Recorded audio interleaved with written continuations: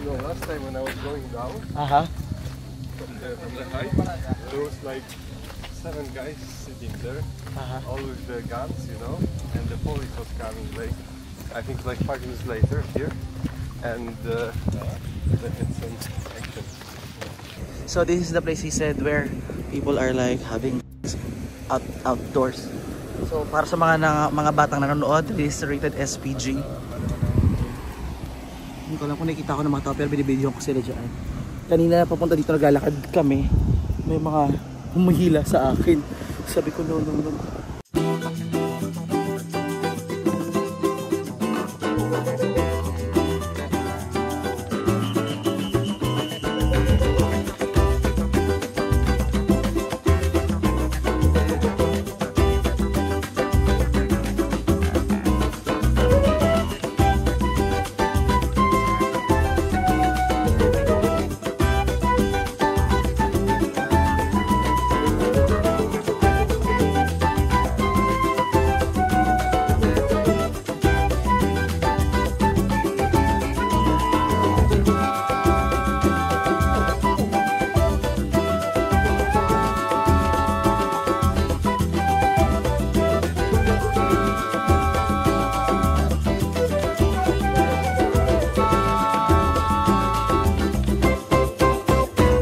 Sobrang init guys. So for sure for today's video, tutong na naman ako. Kaya kung bago kayo sa aking channel, please like, share, mag-subscribe naman kayo. Okay? So ayan guys, andito na yung kaibigan ko si Casper. Mag-hike kami ngayon. Kaya naman kumusta na lang na to after mamaya kung gaano kaitim yung kalalabasan namin dahil sobrang init today. So, pupunta kami sa Vigidal. Yung una pagkakaroon ko ng digital. So, papunta doon. Mag-bike kami. Tapos sasakay kami ng motorda. Okay.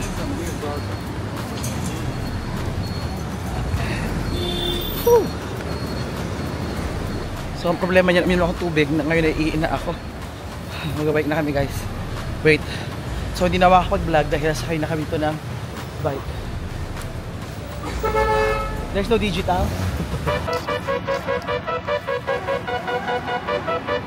Ang Vidigal or Vidigal sa Portuges ay isang kilalang favela na napaggigitnaan ng mga mayayamang lugar ng Leblon at São Conrado. Historically, it is considered as one of the most dangerous places here in Brazil. Pero with their efforts from 2011 to 2014 in preparation of the World Cup for 2016, nag-improve at medyo safer na itong kanilang lugar.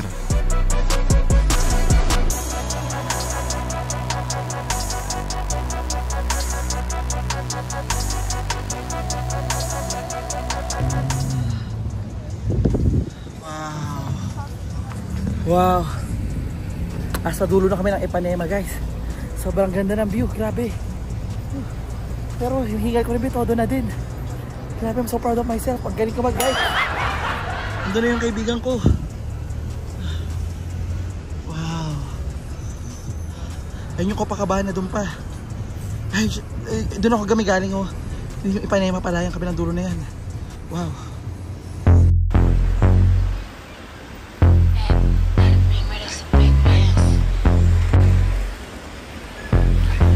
On this travel series, I don't really mean to scare you or threaten you about Brazil. Brazil is really a nice country. And sinasabi ko lang na may mga area dito na kailangan mong magdoble ng ingat. Tulad dito sa Rio, generally sa area ng Copacabana at Ipanema, it's relatively safe at nandyan naman ang pwersa ng kapulisan. At minsan, yung mga tao mismo, pinoprotektahan din naman nila yung lugar nila mula doon sa mga kriminal dahil ayaw din nilang masira yung kanilang negosyo sa turismo. Pero sabi ko nga, kailangan lang mag-ingat dahil you will never know. Tandaan ang paalala, it's better to be safe than be sorry. So, mag-enjoy ka lang, pero buksan namang mata, ingat be!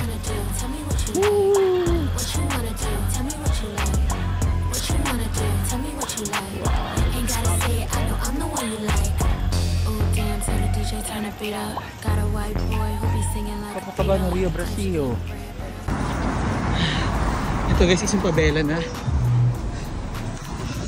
So aakit kami guys sa bundok na to. Hindi ko alam kung bundok yan pero aakit kami dyan.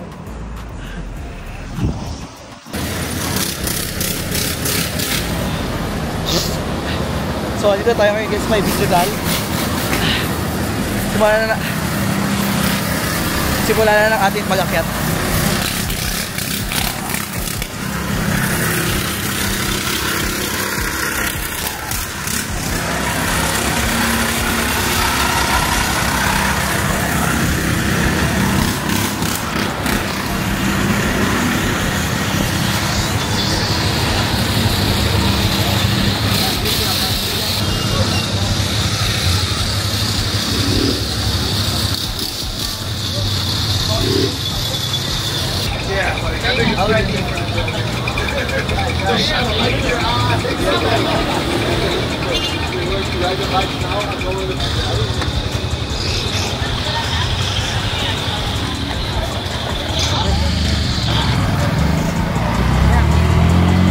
Weißt du gut von hier?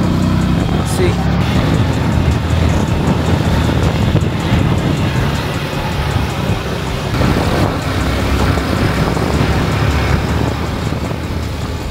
Nakangkas na ako be sa motor sa iba't ibang bansa, pero dito be, ang bilis. Actually sa simula parang chill lang, pa cute. Ayan o, biglang inunahan na namin yung iba. Siyempre sila be, yung iba doon medyo driving pa with care. Pero yung driver ko parang nagmamadali talaga sila. So I think ayun yung paraan nila para mas makarami sila ng ikot. Dahil tulad sa atin be, parang kumbaga tricycle, may pila din sila sa kanila ditong parang toda. Ang pamasahe dito ay nagkakahalaga ng 7 reals or 70 pesos per ride.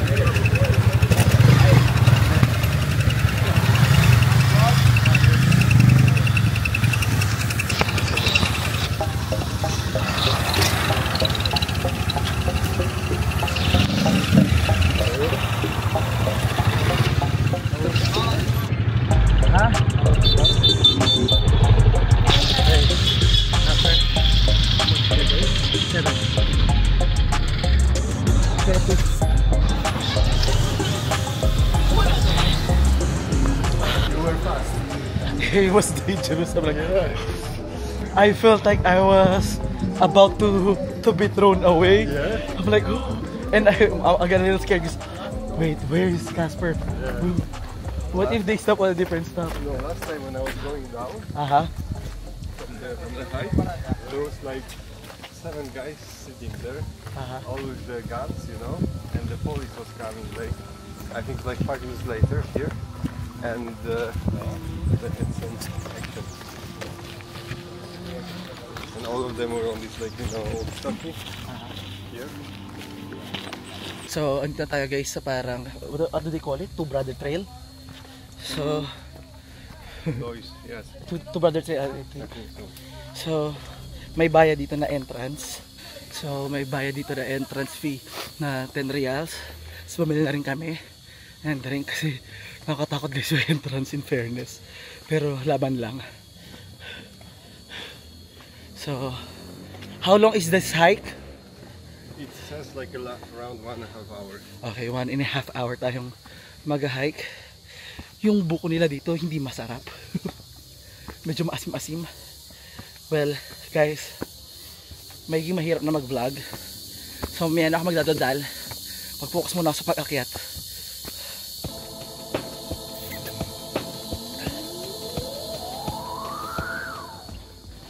There is some part up, just like more steep. Oh, this is fine. As long as it's safe. No people with guns. No mugging. Meron ako nabasa sa Reddit na meron sila inakyat ditong bundok. Tapos on the way nila sa pag-akyat meron naghihintay na lalaki na may baril. Hinold up sila. So yun yung ina-avoid ko ditong ma-experience. Ever. Kahit saan. Yung mangyari yun.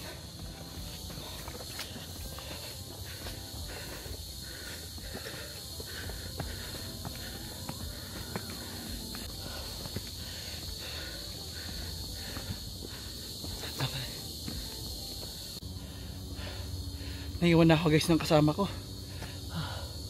Sana walang lobas na ahas dito. Kasi alam niyo naman, Brazil to.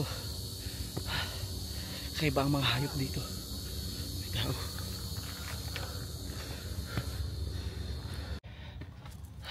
Oh, hi Casper. Ang tira guys yung kaibigan ko si Casper. At nakahubad na siya. It's called Casper then. You are? The episode of Brazil will have the name The episode Casper. Because I'm also with you. Chester. Chester. No, this is the Chester. So, kapalipad siya guys ng drone. Tulad tayo sa ibabaw. Sobrang ganda na ng view. Kita mo yung area ng Rocinha. Sawani. Ang ganda ng beach area. Sobrang daming tao sa lugar na to guys. Sa babae dito. Look.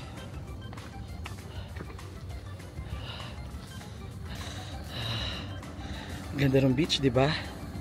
Tapos ito yung mga pabahay. Tayo sa kabila dumaan. Hindi naman siya pabahay talaga, mga kabahayan. Ayan. Wow. Wow. Meron mga tour din dito guys. Para magpunta kayo dito sa Rocinha. Pero sa entrada lang kasi delikado pumasok kayo sa loob. Baka hindi na kayo makalabas.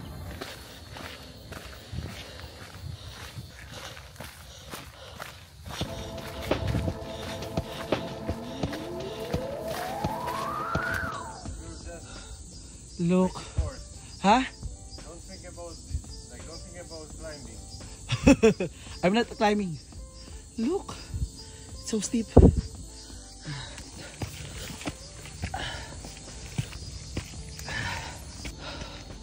Oh wow. Pagod na ako. Now we're here. Are we here? You see the salt? Salt? Yes, it's wet. It's not salt, it's dead sea. Salt. Dead salt. Where's the pepper? So, give me some seasoning. Soy sauce. So temp. You are what? Polish? Polish? Foolish. Oh, finally guys. Nakakit din natin ang rurok na bundok na ito. Guys, welcome to Rio de Janeiro.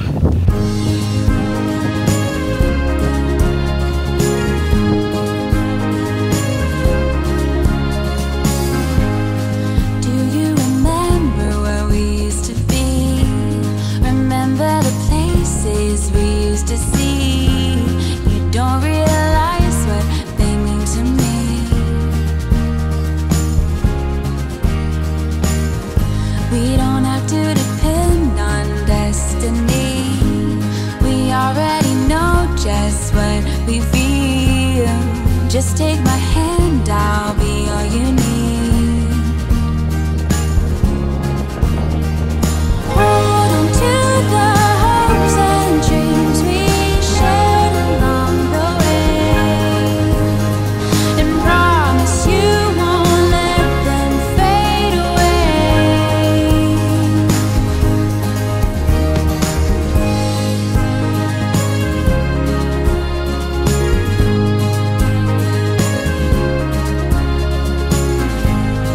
Though I have tried, I cannot forget. Can't seem to get it out of my head. The way that I felt that night we met. You stole my heart at first attempt. You made me believe in love again.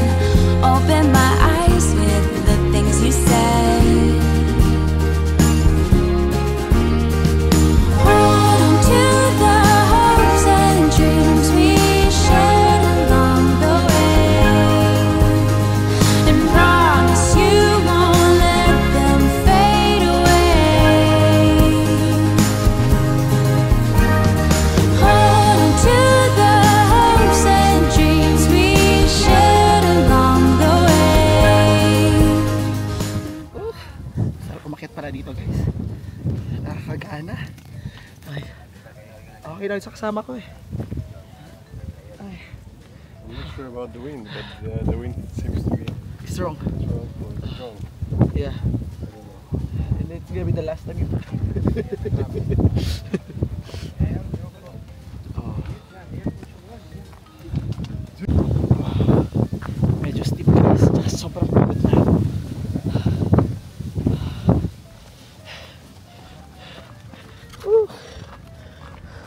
Wala.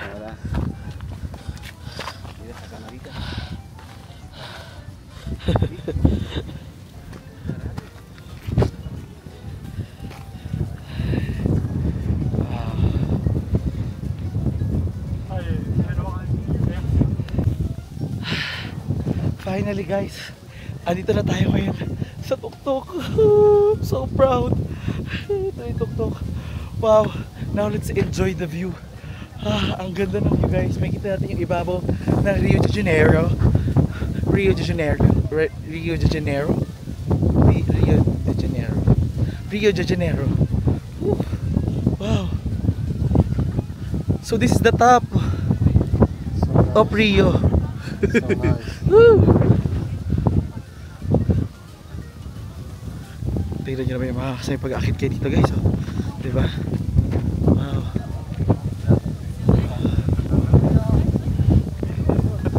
Dito, guys, yung mga lalaki nakita nyo yun. Mag-jowa yun. Kanina naghahalikan. Wow.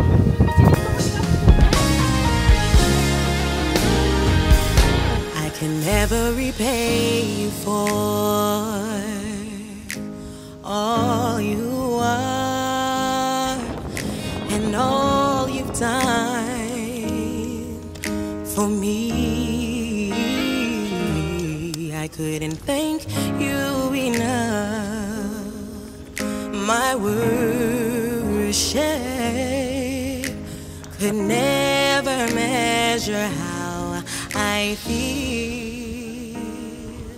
From don't care what you see, as long as you love me, who you are, where you're from. Parce que là ça allait et quand il voit que ok genre 3 fois. Okay. Oops.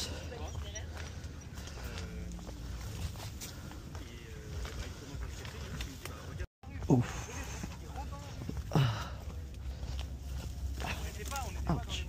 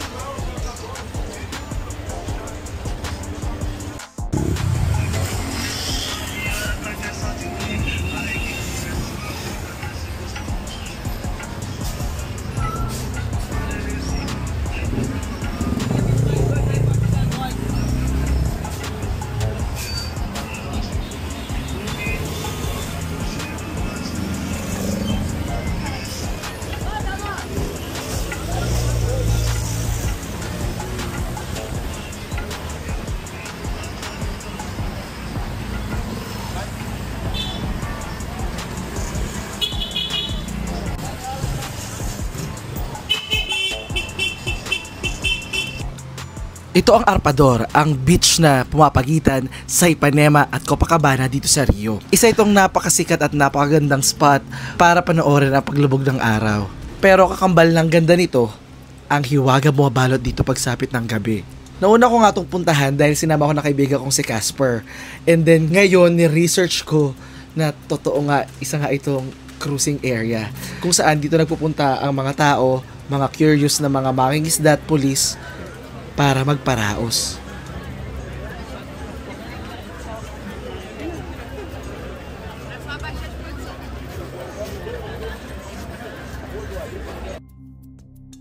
Ito nga ang nahukay kong clip ng video sa internet kung saan pinapakita kung ano ang nangyayari dito. Napakaraming tao ang nagsasalo-salo at sobrang disturbing kaya hindi ko na ipapakita ang buong video. Samantalang, ito naman yung nangyari nung pumunta kami. This is my friend Casper. No suck, no suck. Dinala niya kami guys sa... No. So, dinala niya ako guys ngayon sa Kakahuyan, Kadiliman dito sa KKK ng Copacabana. Copacabana. Yeah. So, this is the place he said where people are like having sex outdoors. So, para sa mga batang nanonood, this is rated SPG. Hindi ko lang kung nakikita ko ng mga tao pero binibidyo ko sila dyan. Kanina papunta dito naglalakad kami. May mga humihila sa akin. Sabi ko, no. Ako na, oh yes. Ako na, no. Ayan. So, nagtatago lang tayo sa bilid. Diba? Kasi hindi natin kung nakikita rin nila tayo dito. Pero, ayun, nag-make out na po yung mga tao. Baka kami dalawa din. Tayong dalawa din ba? Ha? What do you want na? Come on. Joke lang guys. Kabiro ko na itong tropa ko.